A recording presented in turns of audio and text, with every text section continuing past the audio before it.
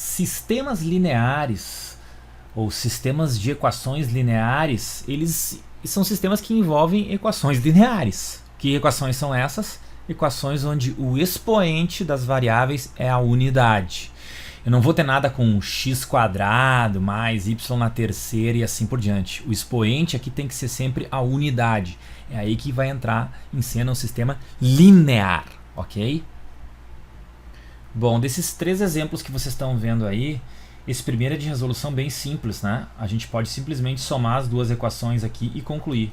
2x, aqui 0y, igual a 10. X igual a 10 sobre 2, x igual a 5.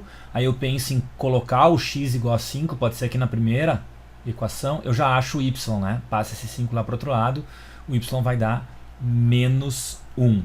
Isso significa o quê? Acabei de achar a solução do sistema. A solução desse primeiro sistema é o par ordenado 5 menos 1. Par ordenado. Tem uma ordem aí, né? O x vale 5 e o y vale menos 1. Notem, aliás, que isso aqui é um par ordenado. E se eu representar essas duas equações aqui num gráfico, num plano cartesiano, eu vou ter exatamente duas retas. E essas retas se cruzam nesse ponto, nesse par ordenado 5 e menos 1. Algo tipo assim, ó. Olha o gráfico aí, ó. Ponto de intersecção delas aqui nesse ponto vermelho, no quarto quadrante, o par ordenado 5 e menos 1. Claro, eu tenho uma reta crescente e a outra decrescente. Elas se cortam aí nesse ponto, a gente pode ver o gráfico. Perfeito? É assim que funciona. Aliás, esse é dito sistema possível e determinado. Essa classificação é importante, tá? Significa que a gente pode resolver ele é possível e determinado. Só tem uma única solução, certo? Esse é um caso. Vamos para o outro, esse segundo exemplo aí, ó. O que está acontecendo aqui? Reparem que as duas equações são no fundo a mesma. Eu simplesmente tenho uma como triplo da outra, ela foi triplicada. Então, esse na verdade não é um sistema com duas equações, ele pode ser escrito apenas com uma equação, ou seja, x mais y igual a 4, porque a outra equação é a mesma coisa. Quando eu pensar nas soluções para esse sistema, eu vou pensar em infinitas. Pares ordenados cuja soma valha 4. Eu posso pensar 1 e 3, eu posso pensar menos 4 e 8, essa soma vai dar 4, né? Posso pensar 0 para x e aí 4 para y. Enfim, a soma sempre vai dar 4, né? Tipo assim, 7 e menos 3. Né? Essas são algumas soluções. Então aqui dá para enxergar que há, com certeza, infinitas soluções.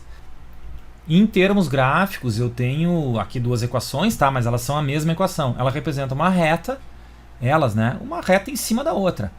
Então, em quantos pontos elas se encostam? Em infinitos, certo?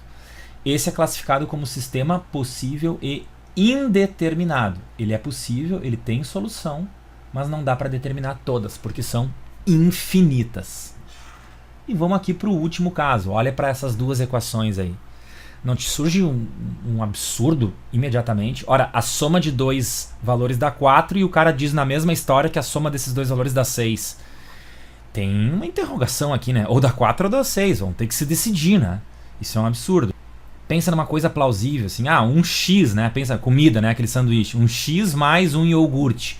Custa 4 pila. Ok, mas no mesmo contexto, um x mais um iogurte aí custa 6? Mas tô falando do mesmo x e do mesmo iogurte, né? Como é que o valor aqui é diferente? Então, esse é um exemplo clássico de sistema impossível. Ele não tem solução. Não tem jeito, não tem par ordenado que resolve isso aí. Então, nos sistemas lineares, ocorrerá uma dentre essas três situações. Então, somente, ou o sistema tem uma única solução, ou o sistema é possível e indeterminado, e aí ele tem infinitas soluções, ou o sistema é dito impossível, e aí ele não tem solução. Nesse exemplo 3 aqui em cima, se a gente fizesse o gráfico, isso aqui são duas retas decrescentes, mas elas têm a mesma declividade, tá? Então elas são paralelas. Ó, onde é que estão as soluções? Elas não se encostam, elas não se cruzam, então não tem solução, não tem ponto onde elas são iguais, né? Esse é o lance dentro dos sistemas lineares, tá? Agora a gente vai ver uma regra, uma técnica chamada regra de Cramer, para a resolução do sistema e para poder discutir, para poder avaliar se um sistema é impossível, se ele é possível e determinado ou se ele é possível e indeterminado. Tá legal? Vamos lá então.